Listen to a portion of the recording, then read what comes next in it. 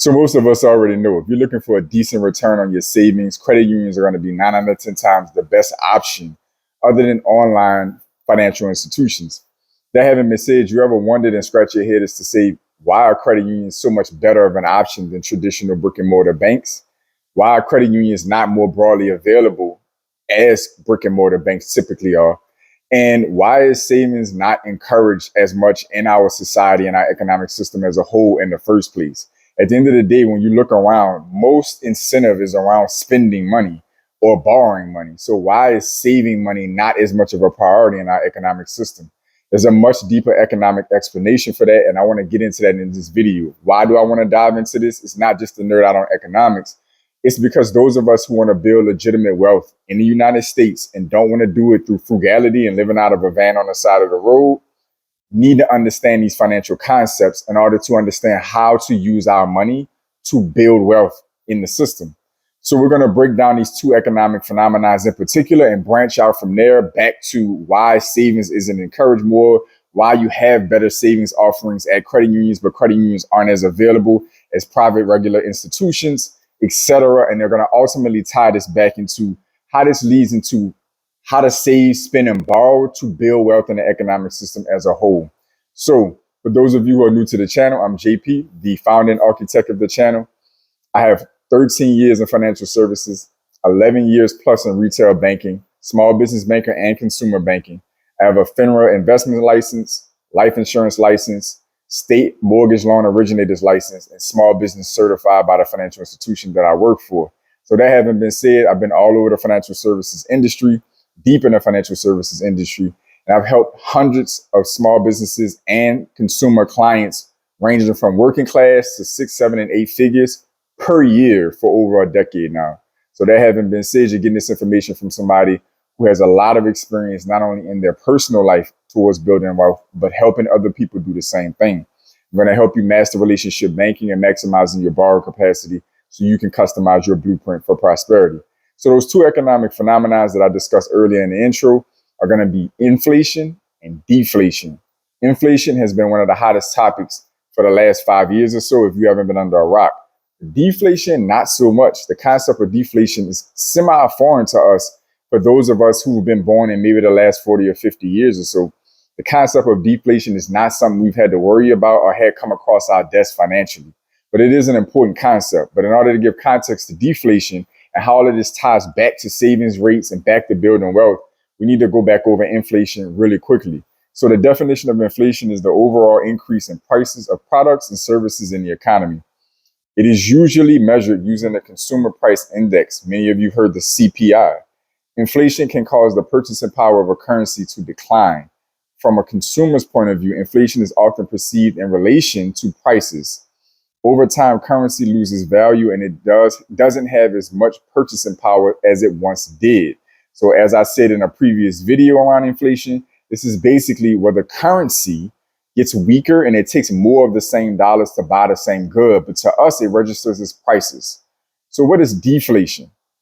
And why is it a bad thing? Deflation is a widespread and sustained decrease in prices. Doesn't sound bad on the onset, right? It can hinder economic growth by discouraging spending as people delay purchases in anticipation of lower prices, leading to a reduced demand, lower production, job cuts, and economic stagnation. Deflation increases the value of debt. That means debt in a way becomes more expensive in a sense of speaking, reduces the spending power of firms and consumers. While a slight decrease in prices may spur consumer spending, broad deflation can discourage spending and lead to even greater deflation and economic downturns. So it's this kind of domino effect cycle situation where prices go down on a broad level. And because prices are going down on a broad level, and they realize it's continuing to pace down, people are tending to wait for the prices to continue to come down. The lack of spending in the economy leads to a situation where businesses aren't making money, governments aren't collecting certain levels of revenues, jobs are getting cut because businesses aren't making money and there's a lower demand. The people getting their jobs cut and the lower demand is leading to less money in people's pockets. And then prices keep coming down and it keeps going around in a circle, right? So Why is having a high savings rate as a country economically a bad thing? Pretty much what I just explained. Under consumption, hindering economic growth. Having a high savings rate can be bad for the economy because it can lead to underconsumption, hindering economic growth. Consumer spending is what fuels the economy. When the individual saves more, they spend less, which can negatively impact the economic growth of the economy. So, hopefully, that immediately gives you a little context out of the gate as to why savings is not promoted at a deeper level or incentivized, more importantly, at a deeper level. And spending is. At the end of the day, economic growth and inflation, technically, which is why the Federal Reserve doesn't even want 0% inflation. If you ever notice, they're always talking about a 2% target rate. They just want controlled inflation, but they want inflation. Deflation is compression of prices, it's the compression of values. So that basically means everything that makes us rich in this country, business ownership and operation, owning and investing in real estate, owning and investing in stocks, and everything else, fine art, whatever you can think of, deflates in value over time in a deflationary environment or an economy with an extremely high savings rate. For context, the United States is 15th out of 34 when it comes to countries with savings rates, right? Disposable income saved. So why 34 out of the 180 or 90 countries on the planet? They are doing this off of developed economies. This is not going to be measured on countries and economies where they barely have, clean drinking water. This is going to be for first world countries and, upper ranks emerging countries, that actually collect this data and keep this data and have what's considered full scale functioning economies. Okay. So we are right in the middle with a savings rate just under 7%. So for context purposes, the United States still is in a mid-range on countries when it comes to savings rates. We're not the worst by any means. That having been said, we're not the best either. And hopefully you have a little context to this already.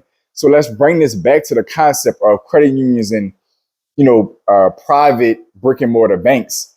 Private brick and mortar banks are significantly more available than credit unions are. Like you literally, as long as you can get past certain barriers, you can, general barriers at that, right? General background checks, you can bank almost anywhere. When it comes to credit unions, even though in today's modern world with the internet, there's been a lot of loopholes found, generally speaking, they are very tailored and very specific and not nearly as broadly available.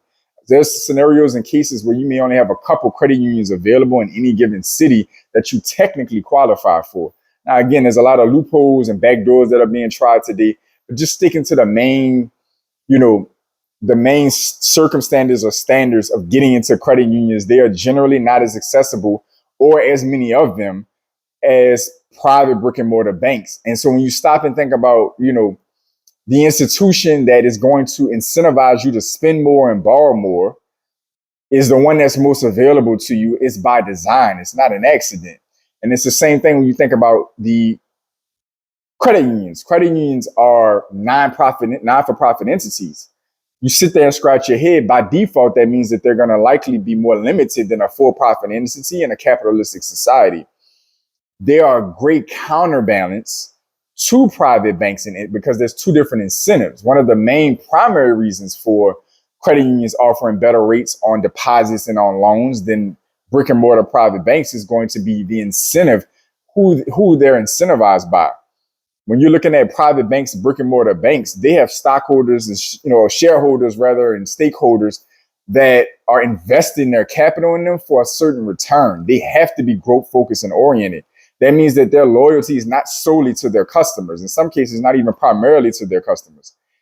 Credit unions being not-for-profit, they're strictly focused on their shareholders or their members because they're the ones that are part owners into that institution. That's where the revenue is coming from, and that's who they're looking to serve. So there's no stakeholders and stockholders, investors, and private investors in these institutions. So they can focus strictly on taking the profits that they're getting and largely redistributing that back into great products, great rates for their depositors and their borrowers. So that by economic design, you say, well, why wouldn't you just make credit unions more readily available than private brick and mortar banks and institutions if they're functioning that way and it does a good job? I just broke it down for you. At the end of the day, they don't want to over incentivize saving money. another huge factor to keep in mind around this is our fractional reserve lending system. That is one of the biggest telltales of the ability to grow infinitely in the economy. The fact that you don't want your currency pegged to something tangible, fixed, and finite, like gold was for a long time. It kept our money honest, but it kept our money anchored at the same time. It basically put us in a situation where if we needed to overspend money for something productive in our society or for innovation, for growth, war, whatever the case may be, it being pegged to a finite resource like gold, when we might have to spend ourselves into oblivion to accomplish a certain financial or economic goal or national security, that was a problem. And so the unpegging of the dollar, and some people believe it's a lot more nefarious than that. It might be. That might be above my pay grade, but I'm just going off of the general, more textbook reason why we unpegged from gold completely in the 1970s or like 1971. We really kind of started that process before that in the Bretton Woods Agreement, but 1971 is officially when it was suspended, the gold standard, right? And at that point on, we've been running up a major deficit ever since. We spend our asses off ever since, but we've also grown significantly. And there's been a lot of economic innovations, whether you agree or disagree with the unpegging of the dollar. Our fractional reserve system in the banking system is a scenario where banks used to have to keep a certain amount on deposits to however much money they lent out. They couldn't lend out more than what they had on deposit. And that was for safety reasons, obviously. Why are you going to lend out money that you don't even have on your books? That's changed. It's changed significantly. And every time we have an economic downturn for any window of time that really scares the system, they unpeg it more. So at the end of the day, it went to 1-for-1 to 1-to-8. And I don't even know what it is. I haven't even looked it up, and I don't even know what it is right now, but it's some astronomical deficit between, how much needs to be on deposit and how much can be lent out. And so that tells you yet again, our ability as a country to spend ourselves into oblivion is something that we actively have worked towards in the last handful of decades. When it comes to building wealth in this system, they're incentivizing the same thing. Now, the magic to this, the secret sauce, if you will, to this spending, saving scenario, the discouragement of saving or the minimal encouragement of saving and incentivizing spending, is how you spend your money is a game changer. That's the difference. How you spend is different. They're going to incentivize you to spend money any and every way possible, because any dollar in the system is money in circulation that is, creating value somewhere in the system. So they really want you to spend money however you're going to spend it. But for you trying to build individual wealth for yourself, in that scenario, you want to focus on how you spend your money. This is where the concept of investing comes into play. This is why there's so much incentive around going into business if done properly, owning real estate, and even to some degree owning stocks, but more importantly, business and real estate. Because at the end of the day, you're still technically deploying money into the system. When you deploy money into the system in either scenario, you're creating economic activity. You don't have to spend money on frivolous, stuff that's going to naturally be devalued or isn't really worth anything. That's not something you have to do. And that's where a lot of us get tripped up, because it's promoted so much in our economic system. Every holiday that we have in our economy, every holiday in our culture is around spending. It is today. It used to have a substantive meaning behind a lot of these things when they first started, but now in our economic system, it's all geared towards spending. Literally, if you stop and think about the stress and the pressure around holidays when they come around for all of us as everyday Americans, it's because we're constantly pressured to buy each other gifts and spend money on each other and spend money to host each other. That is really a mindset and a mechanism that has continued to encourage economic growth in our system. And so we're constantly psychologically programmed to continue to spend. But if you're smart, you learn to spend money in valuable assets first, and then you get the value from that to spend your money on the BS on the back end. This is the whole concept of getting your assets to pay for your lifestyle. I just gave you that full backdrop, to be honest, in this video. This is the concept behind it. Yes, you still need to spend money. The economic system is not going to reward you very much for saving in financial instruments, standard savings accounts, money markets, and CDs. There's a little bit of incentive in the banking system. And as those of you who follow the channel know, I teach relationship banking. That's an excellent way to build relationship with banks and to actually build up a credit score. But that's a different video. At the end of the day, its incentive is very short-lived. After you get over a certain threshold and accomplish a certain level of relationship with your bank, a certain credit score and credit profile, it's time to get out there and start spending money and deploying money into the system. If you're smart, how you spend and deploy it is going to determine the value you get back in exchange. You going out there and spending, $20,000 or $30,000 a year on expensive clothes, items, and vacations, when you could have took that same lump sum of money and been prudent and put it into an investment property or launched a business, it's two different outcomes. It's two different pathways to two different outcomes. One of them is going to lead you to looking good for about 5 to 10 minutes or whatever a good Instagram post might get you. The other one is going to get you looking good potentially for the rest of your life if you do it at scale long enough. You'll be in a scenario where you can buy whatever the hell you want later on in life. You're going to delay out the gratification of looking cool in the short term. But that rental property or that business or the combination of the two is going to eventually pay for your lifestyle if you play that game long enough. You can't do that over here. You can only look cute and look fancy and look saucy and all of that extra ish for so long without actually having some assets. So at the end of the day, don't try to swim upstream against the system. I talk about this when it comes to borrowing money and trying to stay debt free and staying away from debt. You don't have to use debt for BS. You don't have to use it for liabilities. That's a choice. For the most part, that's a choice. You can make an argument with a car, for instance. It's a liability, but it's kind of hard to live life without it. But generally speaking, the things we end up borrowing for and at the scale and scope we end up borrowing for, it's a choice. At some point, you can use your credit profile and your credit score to leverage basically invisible, money into the system via businesses, via real estate. That's a choice. Via assets, that's a choice that can lead to you being significantly more financially stable, independent, successful in this system. Literally customize your blueprint. So don't try to swim upstream by not spending money and trying to save your way to wealth, etc. That's not the goal. That's not the answer. We talk about the Dave Ramsey Boomenomics mentality a lot on this channel, and it has some merit. It has a lot of moral standard to it. It sounds great on paper. I understand the concept, but it isn't realistic in an economy that is so powerful, marketing and psychological games that are so powerful, incentives and de-incentivizing via taxes and via other means, like literally things that are being thrown at you that some cases you don't even realize you're dealing with, incentivizing you to go one way or another in the economic system.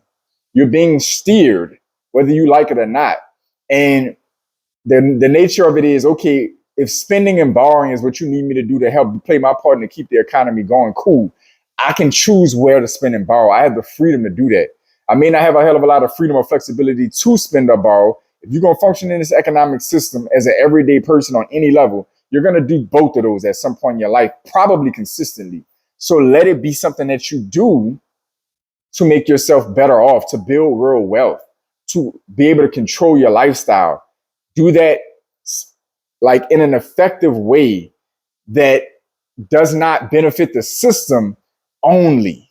It benefits you along the way. You're still breaking bread or breaking a part of that pie up with the system, but you're also getting a piece of it. When you're spending liabilities and frivolous BS, you're not. You're getting back very, trash items usually that will not contribute to your overall long-term health financially, your overall success and overall freedom at the end of the day.